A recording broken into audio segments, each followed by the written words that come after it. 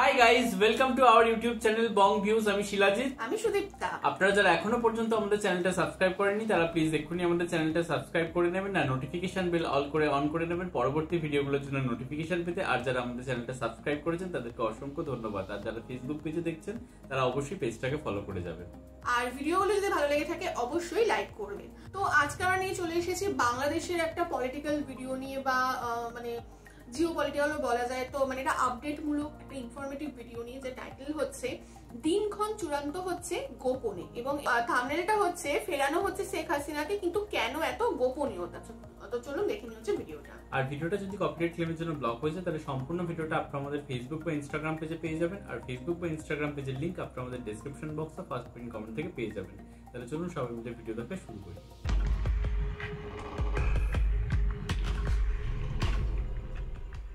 ঘড়িতে তখন ভোর 5:30। ঢাকার আকাশে তখনও আলো ফোটেনি ভালো করে।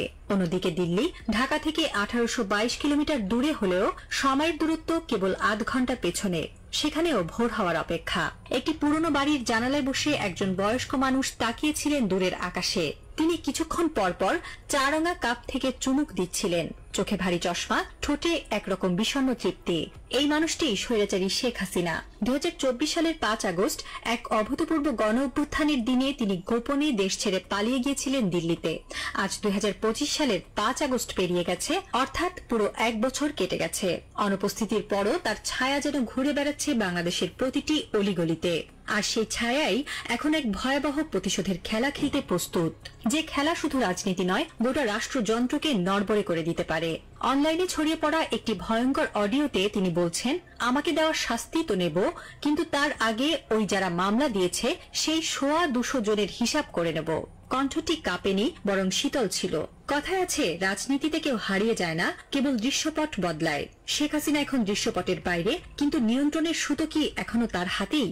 এই প্রশ্ন যখন অনুত্তরিত, তখনই ঢাকার নির্জন গলিতে একের পর এক ছোট ছোট অদৃশ্য ঘটনা ঘটছে। কেউ একজন হঠাৎ নিখোঁজ হচ্ছে, আরেকজন রাতের আধারে ঢুকে পড়ছে কোনো মিডিয়া অফিসে, চুপি চুপি বলে যাচ্ছে, তৈরি থাকো, বড় কিছু আসছে। 1 বছর আগে যারা ছিল ক্ষমতার কেন্দ্রে, আজ তারা যেন ছায়া হয়ে ছড়িয়ে পড়েছে রাষ্ট্রের আড়ালে। নিষিদ্ধ ঘোষিত দল হলেও আওয়ামী লীগের সেই ছায়া নেতৃত্ব একটুও ক্ষীণ হয়নি, বরং সময়ের সঙ্গে তারা হয়ে উঠছে আরো সংগঠিত, আরো প্ররোচনামূলক। বিশ্লেষকরা বলছেন, ক্ষমতা হারানো আওয়ামী লীগের একটি গোপন অংশ এখনো স্বপ্নে বিভোর পুনরুদ্ধারে। তাদের এই স্বপ্ন একরকম ধর্মীয় আবেশের মতো, এক গভীর মানসিক সংকল্প। যারা আপার ডাকে জীবন দিতে প্রস্তুত ছিল, তারা আজও দুর্গম জায়গায় হাত পাখার নিচে বসে গোপনে বৈঠক করছে। ঢাকা, গোপালগঞ্জ, মাদারীপুর, এমনকি টেকনাফ পর্যন্ত বিভিন্ন স্থানে তারা চালাচ্ছে সাংগঠনিক পুনর্গঠনের কাজ। 2025 সালের জুলাই মাসে রাজধানীর গুলশানের একটি বাসা থেকে গ্রেফতার হওয়া 2 সাবেক ছাত্রলীগ নেতার কাছ থেকে উঠে আসে বিস্ফোরক তথ্য। তারা জানিয়েছে, 8 জুলাই ঢাকার একটি কনভেনশন হলে প্রায় 400 জনকে মনস্তাত্ত্বিক ও গেরিলা প্রশিক্ষণ দেওয়া হয়েছে। ট্রেনিং ছিল কেবল অস্ত্র চালানোর নয়, ছিল তথ্য লুকানো, লোক চেনা এবং স্লিপার সেল গড়ে তোলার উপর। এই প্রশিক্ষণের পেছনে ছিল অর্থ, পরিকল্পনা এবং সেই পুরনো নেটওয়ার্ক, যেটা শেখ হাসিনার সময় রাষ্ট্রের রন্ধ্রে রন্ধ্রে গেঁথে গিয়েছিল। স্বরাষ্ট্র মন্ত্রণালয় জানিয়েছে, 29 জুলাই থেকে 8 আগস্ট পর্যন্ত একটি বিশেষ অভিযান চালানো হচ্ছে। গোয়েন্দা বাহিনীর ভাষায়, একটি সংঘবদ্ধ ছায়া গোষ্ঠী রাজধানীতে সমন্বিত হামলার পরিকল্পনা করছিল। সেই পরিকল্পনার কিছু অংশ আমরা শনাক্ত করেছি। যদিও এখন পর্যন্ত বড় কোনো বিস্ফোরণ ঘটেনি, তবে আতঙ্ক এখনো দানা বেঁধে আছে। গোপন সূত্রে জানা যায়, শেখ হাসিনার একটি বার্তা, শুধু একটি শব্দ কিংবা একটি চিহ্ন, সেটাই হতে পারে বিস্ফোরণের সূচনা। 15 বছর ধরে রাষ্ট্রের প্রতিটি স্তরে যে অর্থ ছড়িয়েছিল আওয়ামী লীগের শাসনামলে, সেই অর্থ এখন ছায়া থেকে বেরিয়ে আসছে। একটি নির্দিষ্ট অর্থ চক্র এখন কাজ করছে পুরনো নেতাকর্মীদের সংগঠিত করতে। তারা অস্ত্র, প্রযুক্তি এবং প্রশিক্ষণের জন্য লাগাতার অর্থ ঢালছে বলে জানিয়েছে একাধিক গোয়েন্দা সংস্থা। বিশেষ করে দিল্লি থেকে পাঠানো গোপন ফান্ডের ব্যাপারে এখন নজর রাখছে অর্থনৈতিক গোয়েন্দারা। এদিকে ভারতীয় গোয়েন্দা সংস্থার কিছু সদস্য ইতিমধ্যে বাংলাদেশের একাধিক হোটেল ও গেস্ট হাউসে ঢুকেছে বলে দাবি করছে নজরদারি সূত্রগুলো। 29 জুলাই থেকে শুরু হয়েছে অপারেশন ব্ল্যাক রেইন। স্বরাষ্ট্র মন্ত্রণালয়ের বিশেষ নির্দেশে ডিএমপি, র্যাব ও সিআইডি যৌথভাবে অভিযান চালাচ্ছে রাজধানী ও বিভাগীয় শহরগুলোতে। এখনো পর্যন্ত 63 জনকে আটক করা হয়েছে, যার মধ্যে 27 জনই ছিল সাবেক ছাত্রলীগ ও যুবলীগের মধ্যম সারির নেতা। স্বরাষ্ট্র উপদেষ্টা বলছেন, পরিস্থিতি নিয়ন্ত্রণে আছে, কিন্তু ষড়যন্ত্র এখনো থেমে নেই। এই চক্রটি স্লিপার সেল পদ্ধতিতে কাজ করছে। বিশেষ করে চট্টগ্রাম, রাজশাহী ও সিলেট এই 3 জায়গাকে রেড জোন ঘোষণা করে নজরদারি জোরদার করা হয়েছে।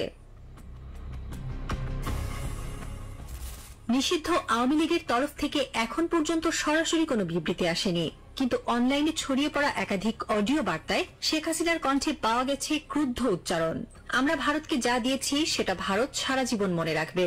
আমরা হারিনি, শুধু থেমেছি। যুদ্ধ এখনো শেষ হয়নি। এই ধরনের উক্তির ব্যাখ্যা এখন গবেষকদের হাতে। কেউ বলছে এই ভাষা বিদ্রোহের, কেউ বলছে এটা এক ভগ্ন নেত্রীর শেষ আত্মচিৎকার।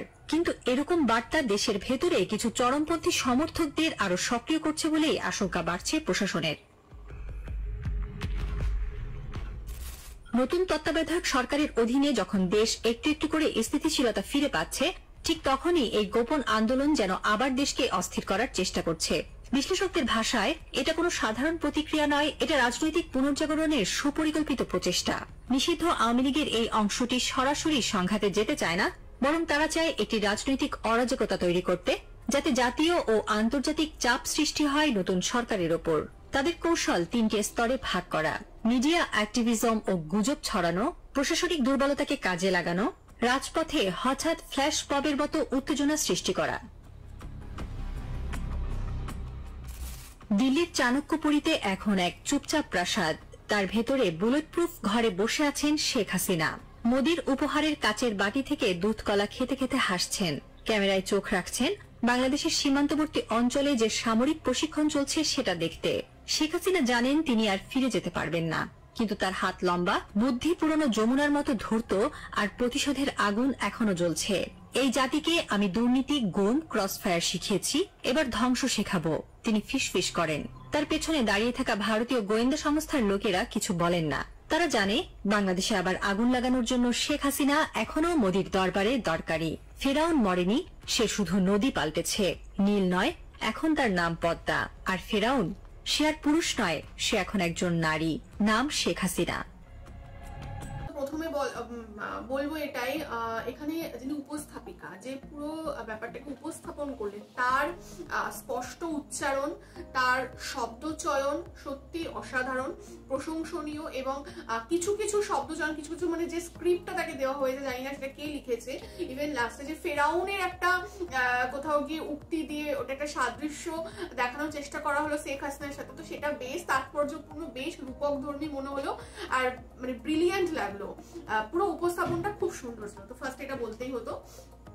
আর এবার রইলো বাকি হচ্ছে টপিক, সেটা হচ্ছে মানে এটা কোথাও গিয়ে আমার মনে হয় খুব একটা অবভিয়াস ব্যাপার, কারণ মানে যখন কোনো দেশের কোনো শক্তিশালী শাসক বাধ্য হয় সরে যেতে, এবং সেটা যদি মানে অত্যন্ত অত্যাচারী, স্বৈরাচারী এরকম কিছু হয়, তো খুব সহজে তো তারা নিজের সিংহাসন ছাড়ে না, এটা তো খুব মানে সত্যি কথা। এবং শেখ হাসিনা কোথাও গিয়ে এক প্রকার মানে প্রাণ সংশয়ে, প্রাণ হাতে নিয়ে সে পালাতে বাধ্য হয়েছে। সে শেষ পর্যন্ত কিন্তু পালাতে চায়নি, এরকম আমরা অনেক ভিডিওতে জানতে পেরেছি, দেখে আমরা রিয়াকশনও দিয়েছিলাম। তো সে মোটেই পালাতে চায়নি, কোথাও গিয়ে বাধ্য হয়ে সে সেখান থেকে চলে যেতে বাধ্য হয়েছিল। কিন্তু তার মানে এটা না যে সে পুরো বাংলাদেশের রাজনীতি থেকে, বাংলাদেশের পুরো মানে ক্ষমতা থেকে সে নিজেকে সরিয়ে নিয়েছে। এবং আমার মনে হয় সে যতদিন বেঁচে থাকবে এটা কখনো সে মন থেকে মেনে নিতে পারবে না, এবং সে কিছু না কিছু চেষ্টা করেই যাবে। এবং আরেকটা জিনিস ডেফিনেটলি, যে যখন এত বড় একটা সংগঠন তৈরি হয় এবং এত বছর ধরে এবং এত হিউজ পরিমাণে তার মানে শক্তি সমস্ত কিছু ছড়িয়ে থাকে দেশে, একদিনে সব ধূলিসাৎ হয়ে যায় না। এবং সেই মানুষগুলো, তার অনুপ্রাণী যারা, তার ভক্ত যারা, এবং যারা এক কথাতে প্রাণ দিতে পর্যন্ত রাজি, তো তারাও কিন্তু একদিনে সব মানে ম্লান হয়ে যায় না, হারিয়ে যায় না। তো সবাই আনাচে কানাচে কিন্তু নিজের মতো থাকে। তো আমারও এটা মনে হয় যে কোথাও গিয়ে যে হয়তো কিছুটা বড় কিছু ঘটতে পারে, বাট হ্যাঁ ডেফিনেটলি একটা দেশের প্রশাসন থাকে, অনেক নিয়ম কানুন থাকে, তারপরে হচ্ছে সিকিউরিটি ফোর্স থাকে। তো হয়তো এতটাও সহজ একটা গোটা নেশনকে কোথাও গিয়ে তুলিয়ে দেওয়া বা নাড়িয়ে দেওয়া, সেটাও হয়তো নয়, কিন্তু আবার এটাও ঠিক একাধারে যে এরকম ভাবে চুপচাপ বসে থাকার মতোও কিন্তু ব্যাপারটা নয়। তো এবার বাকিটা তো মানে আগামী দিন বলবে যে কি হতে চলেছে বাংলাদেশে, এবং যেটাই বাংলাদেশে হোক না কেন তার পুরো ডাইরেক্ট ইম্প্যাক্ট কি আমাদের ইন্ডিয়াতেও পড়বে, এবং মানে জিনিসটা মোটেই আর কি ভালো হবে না। যদি বাংলাদেশের জন্য কিছু খারাপ হয় তো সেটা আমার মনে হয় যে আশেপাশে যে সমস্ত প্রতিবেশী দেশ রয়েছে, স্পেশালি আমাদের ভারতবর্ষ, তো তার উপরেও কিন্তু কিছু নেগেটিভ ইম্প্যাক্ট পড়বে। তো বাকিটা হচ্ছে মানে ভবিতব্য, এবং বাকিটা ক্রমশ প্রকাশ্য। এবং সুদীপ্তার প্রসঙ্গ ধরেই বলবো যে এত বড় যখন একটা সংগঠন থাকছে, তো তাদের ওই মানে সমূলে উৎপাত করা মানে খুব একটা সহজ কাজ নয়। এবং আমরা মানে খুব কাছ থেকে কিছু মানুষকে দেখেছি, মানে স্পেশালি আওয়ামী লীগের, তো তারা দেখতাম যে আপাই হচ্ছে শেষ কথা, এবং আপার জন্য তারা জীবনটা পর্যন্ত দিতে পারবে, মানে এরকমও তাদের মুখে শুনেছি আমরা। তো সেই কথাগুলো কোথাও গিয়ে ভিডিওতেও দেখতে পেলাম, তো আমরা সেই দিনগুলোর কথা মনে করতে পারলাম। এবং সত্যি মানে তাদের একটা আলাদা ডেডিকেশন রয়েছে। এবং যে স্লিপার সেলের কথাটা বলছে, তো তারা কোথাও গিয়ে যে একেবারে বাড়ি থেকে পলাতক হয়ে বসে রয়েছে তা কিন্তু মনে হয় না। তারা মানে ভেতরে ভেতরে সবই খোঁজ খবর রাখছে, এবং নিজেদের মধ্যে কোথাও গিয়ে সংগঠন বা তারা যখনই ভালো সময় নেই, খারাপ সময় যখন একে অন্যের পাশে থাকছে বা গোপনে হলেও, তো এই জিনিসটা না তাদের এই সংগঠনটা আরো বেশি শক্ত করে দিচ্ছে। এবং বাংলাদেশে শুধুমাত্র আওয়ামী লীগ না, এটা নিষিদ্ধ দল হওয়ার মানে বর্তমানে আর কি তারা বিচারাধীন নিষিদ্ধ দল হওয়ার জন্য তারা হয়তো কিছু করতে পারছে না, বাট দলটাকে নিষিদ্ধ, তাদের কার্যক্রম নিষিদ্ধ আমি শুনেছিলাম। ওইটাই তো বলছি যে বিচারাধীন বিষয় হওয়ার জন্য তারা নিষিদ্ধ দলে পরিণত হয়েছে এখন, বাট দলটা নিষিদ্ধ নয়।